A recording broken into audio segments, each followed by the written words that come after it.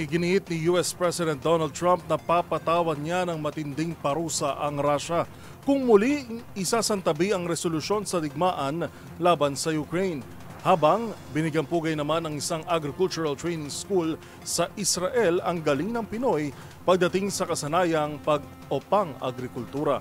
Ang mga balita mula sa ibayong dagat tinutukan sa Global Headlines Report ni James Galange. Balita mula sa Amerika, bagong nakatakdang pagkikita ni US President Donald Trump at Russian President Vladimir Putin sa gaganaping Alaska Summit, una nang iginit ni Trump na maaari niyang patawan ng matinding parusa ang Russia kung hindi ito maipag-ayos sa Ukraine. Ngunit hindi nito nabanggit kung anong mga parusang maaari niyang ipataw. Ayon kay Trump, posible ring masundan ang naturang pagpupulong kung saan kabilang na si Ukrainian President Volodymyr Zelensky kung tuluyan ng maselyuhan ang naturang peace deal. Matatanda ang sinabi rin nito na upang magkasundo ang dalawang bansa, kinailangan nila magpalitan ng lupa o teritoryo, bagay na ikinabahala ng European Union kung saan maaaring magdulot ng pagkasawit sa pilitang paglikas ng milyong-milyong katao.